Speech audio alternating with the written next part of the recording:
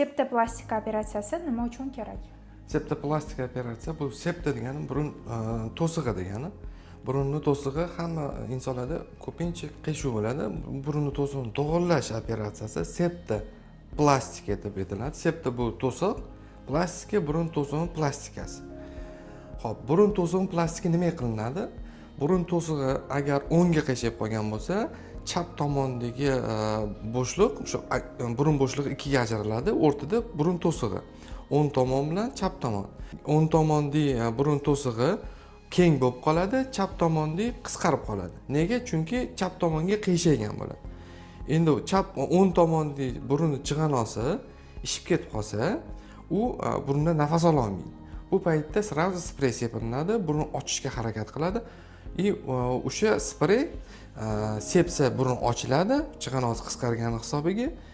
Qanaqadir vaqtgacha, masalan 10 soatmi, 12 soatmi, keyin yana u yopilib qoladi. Spreyni dozasi ketgandan keyin, effekti ketgandan keyin. Spreydan foydalanadigan bemorlarga tavsiyam 5 kundan ko'p sep bo'lmaydi buni. Agar bu spreyga tobe bo'lib, o'rganib, zavisimiy bo'lib chaqirib qolsa, shunga o'rganib qolsa, bu holatda iloji boricha tuzli suv yoki boshqa spreylar bilan chiqib ketishga harakat qilish kerak. Agar buni qilinmasa, operatsiya yo'li bilan to'g'irlanish kerak. Faqat operatsiya yo'li bilan.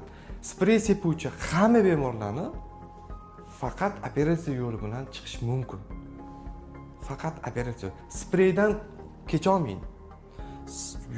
U sprey sepyaptim, sepsa ochadi, boshqa narsa yo'q ochadigan narsa. O'sha sepgandan keyin ochadi, sprey sepmasa ochmaydi. Bu bemorlar уже odamning ixtiyoriga bog'liq emas. Chig'anoqlar ishib ketadi. Ichida o'sha chig'anoqning ichida g'ovaksimon bo'shliqlar bo'ladi. G'ovaksimon bo'shliq, mana hozir biz bitta sprey sepdik ertalab 12 soat ketyapti. Bu tomirlar kengayadi, qisqaradi. Burundagi chig'anoqdagi g'ovaksimon usti tomirida nerv bo'ladi, o'sha nerv qisqartiradi. Spreyni ichida sostavida yurakni tez urdiradi va tomirlarni qisqartiradi. Burnimizdagi chig'anoqning g'ovaksimon bo'shliqda nervini qisqartiradi-da, vaqtinchalik 12 soatga. 12 soatdan keyin u tomirlar yana effekti ketgandan keyin kengayadi, yana bitib qoladi.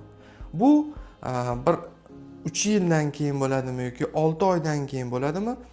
Vaqt o'tgan sari soat kamayadi effekti. Masalan 10 soat ketadi. Keyin 8 soat ketadi, keyin 3 soat ketadi, keyin 1 soat ketadi. Umuman keyin sprey sepsa ham ochilmaydigan bo'ladi. Sprey sepsa ham har 1 soatda sepadigan bo'ladi. Har 1 soatda. Bu bemorlarning hammasini operatsiya yo'li bilan davolanish kerak bo'ladi. Hozirda zamonaviy usulda общий narkoz, umumiy og'riqsizlantirish ostida bemor hushida bo'lmaydi.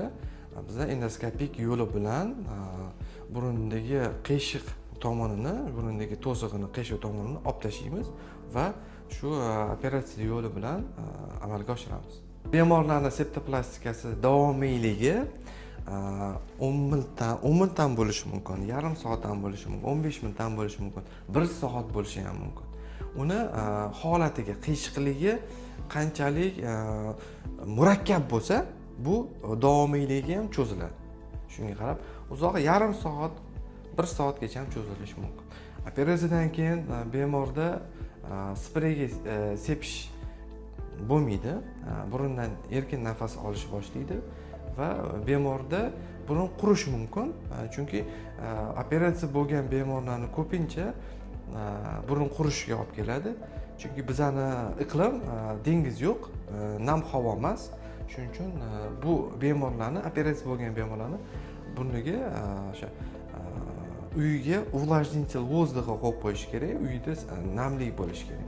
Bunaqa bemorlar agar burni namlik bo'lsa, burni yaxshi nafas olgan deb hisoblaydi. Bir hafta burun ichiga silikon bo'ladi, burunni to'sig'ini ushlab turuvchi silikon bo'ladi. U silikon bir haftadan keyin olib tashlanadi. Tampon ertasi kuni olib tashlaymiz. Septoplastika operatsiyasi o'zi 15 yoshdan keyin, 16 yoshdan keyin qilinadi. 15 yoshgacha insonni odam boshi rivojlanadi, chunki tog'oy qismi hali qotmagan bo'ladi. u yana o'sishda davom etadi. Bu agarda ko'rsatma bo'lsa, 9 yoshda burni nafas olishga umuman qiynalyapti, ham cherep yuzi qismi o'zgarib ketishi mumkin. Bu holatda ko'rsatma bor, operatsiya qilish kerak. Bemor yashash kerak, nafas olish kerak, og'izdan olish kerak emas, burnidan olish kerak. Shuning hisobiga ularga ko'rsatma beriladi. Lekin standart bo'yicha 16 yoshdan keyin, 15 yoshdan keyin burun to'sig'ini operatsiyasi ko'rsatma beriladi. Kimlarga mumkin emas operatsiya? Homilador ayollarni operatsiya qilish mumkin emas. Yuragida muammosi bo'ladigan va narkozga xalaqit beradigan nima kasalligi, yondosh kasalligi bo'ladigan bo'lsa, ularga tavsiya berilmaydi. Ko'p sprey sepadigan bemorlarga murojaatim, vaqtida qildirish kerak. Burun to'siq qiyshuvni baribir qildirasiz. Yoshingiz 60 yoshga borganda keyinchalik burningiz qoniydigan bo'lib ketadi, quriydi. O'zingiz nafas ola olmaysiz, taxikardiya beradi. O'zi sprey ko'p sepadigan bemorlarni yuragi charchaydi birinchidan, burni qurib ketadi. Shuning uchun sizlarga tavsiyam vaqtida yosh bo'lsa organizm tez qildirib olishni tavsiya beraman. Agar sizlarda shunaqa muammo bo'ladigan bo'lsa, bizning Saba darmonga kelsanglar, bu quloq, burun, tomoq bo'yicha muammolarni hal qilamiz.